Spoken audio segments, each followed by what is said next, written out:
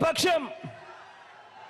కాబట్టి మీ ప్రతి ఓటు మీకు మీరుగా మీ కుటుంబం అంతా రాబోయే 5 సంవత్సరాలలో మీరు ఏ దారిలో నడవాలి అని నిర్ణయిస్తుంది. కాబట్టి కుటుంబం అంతా కలిసికట్టుగా కూర్చొని ఆలోచనలు చేసి ఓటు వేసేటప్పుడు నిర్ణయం తీసుకోమని కోరుతా ఉన్నా.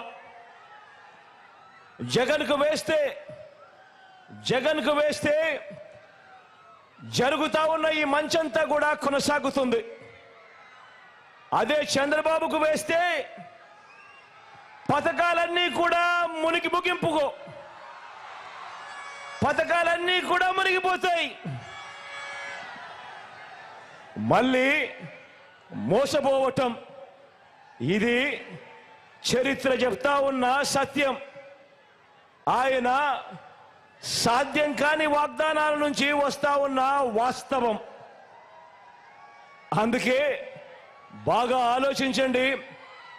ఓటు వేసే ముందు ఎవరికి ఓటు వేస్తా ఉన్నాము, ఆ ఓటు వల్ల మనకు మంచి జరుగుతుందా, మనకు మంచి జరగదా అన్నది ప్రతి ఒక్కరూ కూడా ఆలోచన చేసి అడుగులు ముందుకు వేయమని కోరుతా ఉన్నా.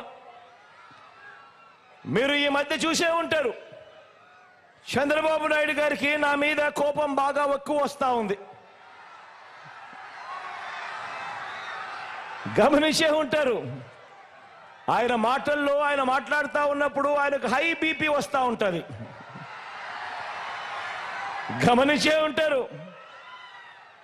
ఏవేవో తిడుతూ ఉంటాడు, శాపనార్థాలు పెడతా ఉంటాడు, నాకేదో అయిపోవాలని కూడా అంటూ ఉంటాడు, కోరుకుంటూ ఉంటాడు.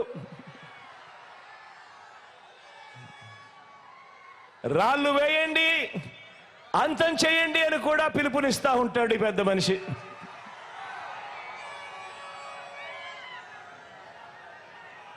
ఎందుకు అంతగా నా మీద కోపం, ఎందుకు అంతగా నా మీద కోప్పడుతున్నాడు అని అంటే మీకు తెలుసా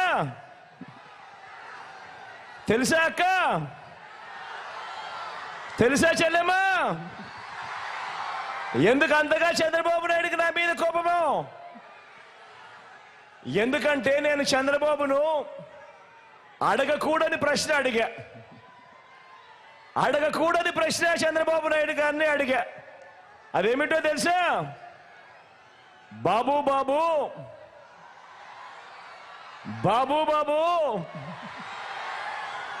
చెరువులో కొంగ మాదిరిగా చేపలను తినేందుకు ఎదురు చూస్తూ ఇంకో పక్క జపం చేస్తా ఉన్నట్టుగా నటిస్తావెందుకయ్యా కొంగ జపాలు చేస్తూ అని అడిగా. ఇలా అడగడం తప్ప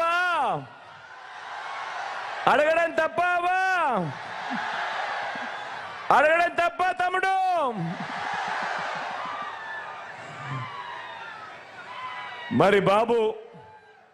మరి చంద్రబాబు, నీ పేరు చెబితే పేదలకు గుర్తుకు వచ్చే స్కీమ్ ఏదైనా కూడా ఒక్కటంటే ఒక్కటైనా ఉందా అని చంద్రబాబు నాయుడు గారిని అడిగా. నీ పేరు చెబితే పేదలకు గుర్తుకొచ్చే ఒక్కటంటే ఒక్క మంచైనా ఉందా అని చంద్రబాబు నాయుడు గారిని అడిగా.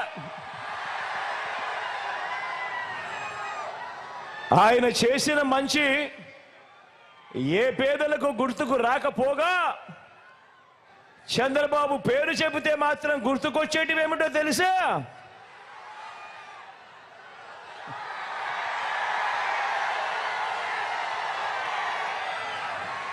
వెన్నుపోట్లు, మోసం, దగ, అబద్ధాలు, కుట్రలు, ఇవి మాత్రం చంద్రబాబు పేరు చెబితే ఎవరికైనా కూడా గుర్తుకొచ్చేటివి.